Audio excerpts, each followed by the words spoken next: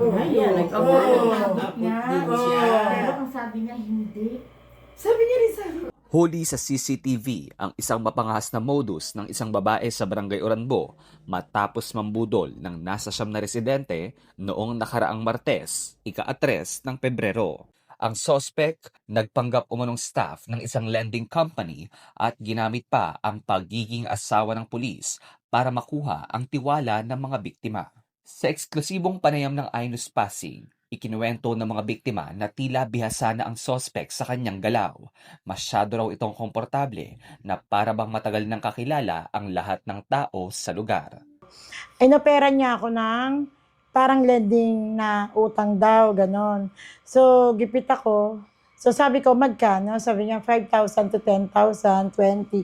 Magkano ang tubo? Ang 5,000 daw is 500 lang. So, ang 10,000 is 100 lang ang tubo. So, sabi ko, ang baba. Hulugan daw nun 5 months. So, sabi ko, ang baba.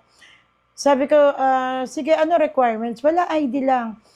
Tapos sabi ko, sige, kuha ko. Sabi niya, 10,000. Sabi ko, sabi niya, sige, Xerox mo yung ID mo, sabi niya.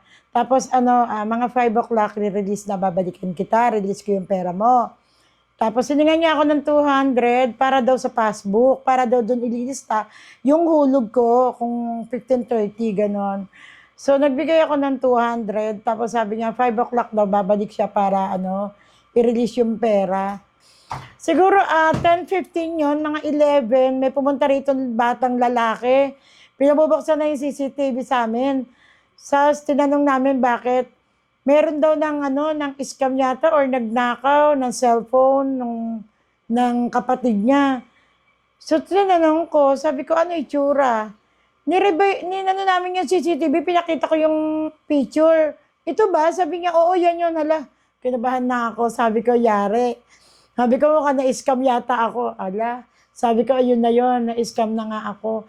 So yun, hinanap na namin kung saan dumaan, hindi na namin makita. Hindi lang pera ang nakuha ng sospek, maging ang cellphone ng isang minor de edad ay hindi pinatawad. Kinuha yung cellphone ko, 1 bar na lang. Tapos sabi ko, hindi pwede ate, 1 bar na lang kasi kailangan ita-charge ko. Sabi niya, sige na, pipicturean natin, atin na yung ID nyo. Pipicturean natin. Maglulubat na. Ginising ko yung anak kong bunso na pahiram ng cellphone dahil pipicturean lang yung ID namin. Ngayon, ang inano niya, sabi niya, sige,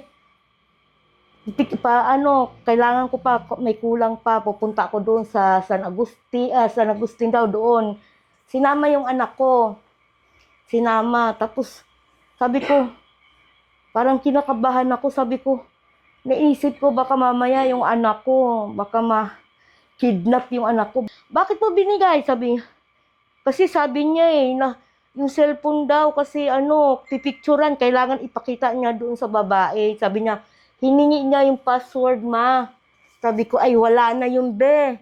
Tapos pagdating sa Pasig, sabi ko, wala na, be. Ano na yun? Scammer yun. Sabi, Ilang taon po yung anak niyo? 13. 13. Opo. Sa nakuhang CCTV footage, lalong naging lantad ang lakas ng loob ng sospek dahil pumasok pa ito sa loob mismo ng barangay hall para maghanap ng mabibiktima sa mga empleyado. Napansin ng mga kawani ng barangay na may bitbit na ang babae ng mga photocopy ng ID na hinala nila ay galing sa mga nauna na niyang nabiktima. Sa mismong kuha ng CCTV, kitang-kita ang aktwal na pag-abot ng pera ng isa sa mga biktima sa naturang sospek. Sa kabuuan, siyam ang kumpirmadong nabiktima ng sospek at tinatayang aabot na mahigit 7,000 ang halaga ng kabuang natangay ng babae. Yun dun sa nangyari po na ipinost namin sa social media na tungkol dun sa scammer na may mga na-scam na taga-barangay Oranbo, pati cellphone ng bata. Po dun is, in-invite namin yung mga tao na nabiktima para magpa-blatter.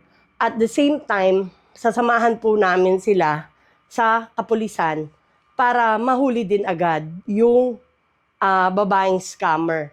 Sa ngayon po, ang ginawa ng barangay after nung incident na yon ay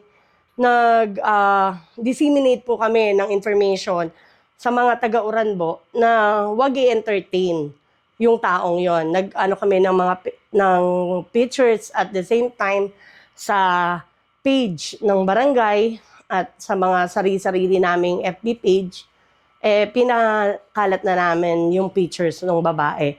Para din po awareness dun sa mga taga-barangay Oranbo na itong taong to ay huwag paniwalaan. Habang kinakalap ang impormasyon, isang residente ang nagpakita ng isang Facebook post noong November 27, 2025. Nakasaad sa post ang reklamo ng isang netizen na nabudol din sa alok na pautang na may mababang interes. Modus din nito ang manghiram ng cellphone sa dahilan na siya ay low battery. Nang ipakita ang mga picture mula sa Facebook post, positibo itong kinumpirma ng mga biktima sa Oranbo. Nitong February 6, formal nang inireport ng mga biktima ang insidente sa Ortigas Police Substation 1. Nananawagan ang kapulisan sa publiko na makipag-ugnayan sa Pasig City Police Station kung sino man ang may impormasyon o nakakakilala sa suspect upang mabilis itong matunton at masampahan ng kaukulang kaso. Ako si Philbion para sa latest ng iNews Pasig. Balitang totoo, serbisyong tunay.